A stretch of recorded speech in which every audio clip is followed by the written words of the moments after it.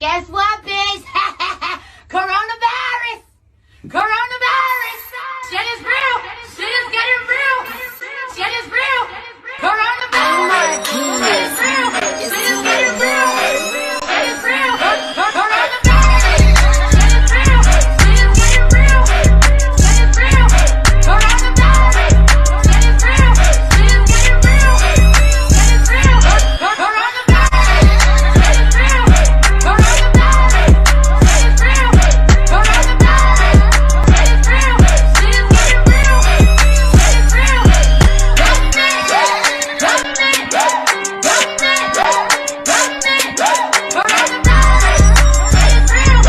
Coronavirus! Shit is real! Coronavirus! Hold up.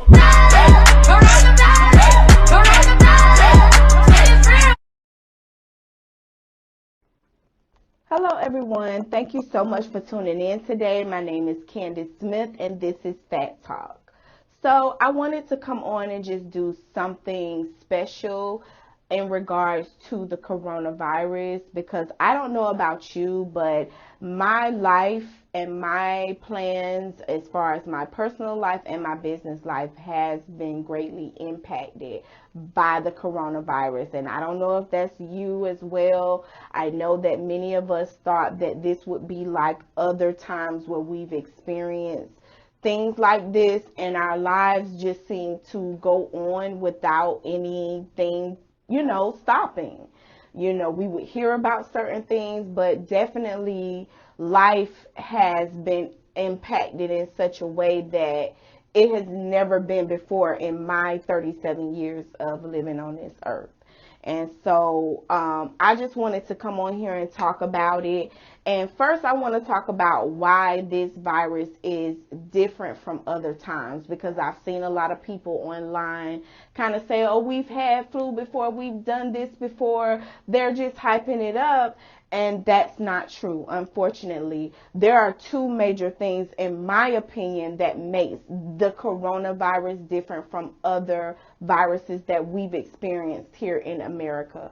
For one, on a scientific level, the coronavirus is much different from other influenzas that we've experienced. First of all, because of the amount of time of the gestation period.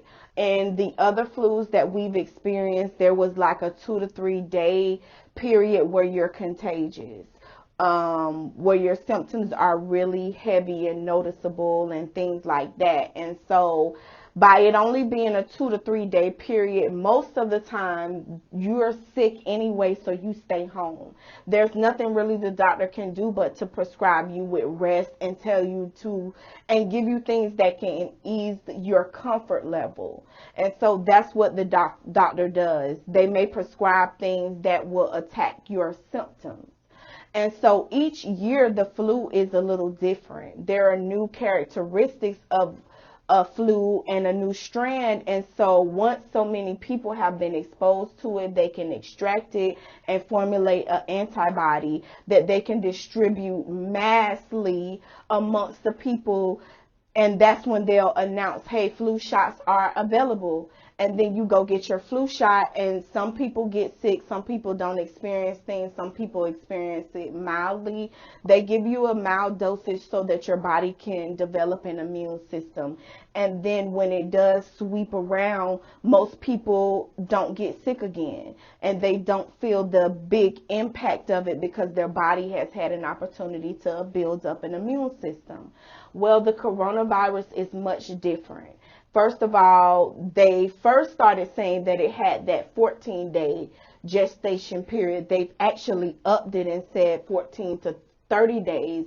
They advise you to quarantine yourself because it's in that period where it's very contagious. That is a big difference. It's a big difference for a lot of reasons. First of all, 2 to 3 days of you missing work is not a big deal. I mean, it's a big deal for some people, because 2 to 3 days for me to not have to do things, I know I would be behind in a lot of areas of my life. So 14 days, and then during those 14 days, you're usually not experiencing any symptoms. So it's like, hey, I'm feeling good, but you want me to be home. Most people wouldn't even know to stay home. They would be conducting their daily lives, which for me as a stay-at-home mom, for instance, I just stay at home all day. I homeschool my kids, so they're not even in a lot of places. But wait a minute. We basically go to the grocery store every day. So that means a stop at Publix. That may mean a stop at Wawa in the morning for my coffee. I may pick up household items from like Family Dollar, Dollar Tree, Dollar General, Walmart. Those are typically the places that I would stop to on a day, every other day basis. Imagine how many people I would come in contact with and come in contact with things that they would touch, and I'm contagious and don't know it, and no one else knows it. And so now, just by me frequenting these stores, so does other people frequent them as much. And another thing is, I go to the public library a lot. I drop my kids off there. We often utilize their books and resources and facilities to do certain things. And then they have a homeschooling program. And so my kids are often involved with other homeschoolers. And so the intermingling of all of that in a public place where you have so many people from different backgrounds that are coming in and out there, and that's a place where a lot of us gather, where the potential of spread goes outside of your normal community. So these are the things that they're thinking about when it comes to the coronavirus, because it has that larger window of opportunity for spread, because you're contagious, you don't know it, you don't feel symptoms, you don't feel like you need to be home. So you're going to go about your daily life, and you have the potential of just spreading it. And then when it hits everyone where it is the symptoms and the sickness comes, it's different as well. In a older flu, the symptoms have been the same. They've been a headache. They've been a fever. They've been nauseousness. They've been diarrhea, vomiting. They've been chills, aches. They've been sneezing, coughing. They've been all of those typical things. And over the years, we've had different strands that have brought different things.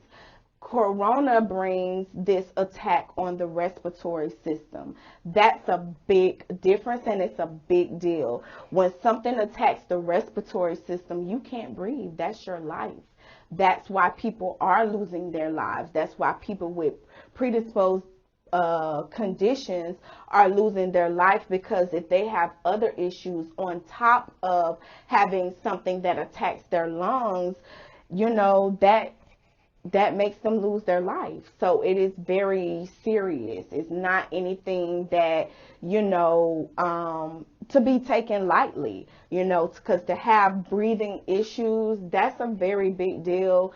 And we've seen on the news different people in different age groups that are now starting to show those really major signs of getting the coronavirus and having those extreme symptoms, and they're in the hospital.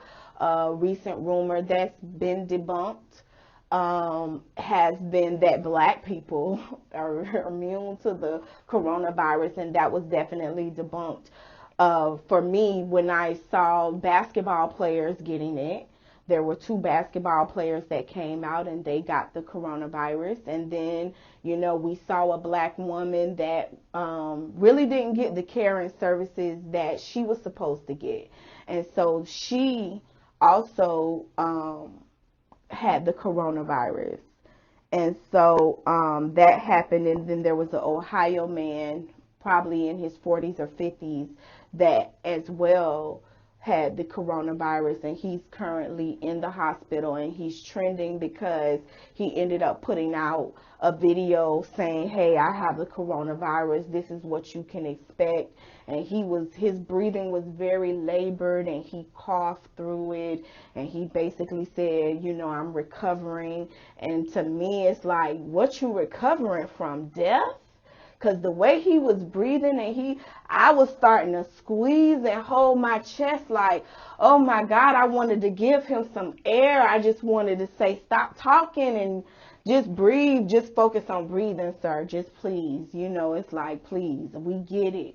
You recovering, you in there with the corona, but honestly, it was not as comforting as, I don't know if maybe people thought that was going to be. In my opinion, it was making me have signs of like a little anxiety, because to have something to happen to my breathing, I don't know, to me that's very scary. And I deal with feelings of like claustrophobia. I don't like that. So that automatically just put me on a little edge, and I had to just pray about it. Like, seriously, I just had to take an opportunity to pray and acknowledge God in that, because that's what I've learned to do, or it will overtake me. And so I just stopped and prayed about that thing, and hey, I went on. But in all honesty, that was a little scary for me. So that's one of the reasons, in my opinion, as to why the coronavirus is much serious and different than other viruses that we saw. Another reason why I feel like this particular time the coronavirus is much different and more serious is because of the leadership that we are under. Under the leadership of President Donald J. Trump, we've been very slow in our response as to how we've handled this situation. And the funny thing is that me and my children, we're homeschoolers, and so we do take time to look into current events. And at times I have them look into events that are national, which is right here in America, and then at times we look at issues that are broader, that are international, and so that are abroad.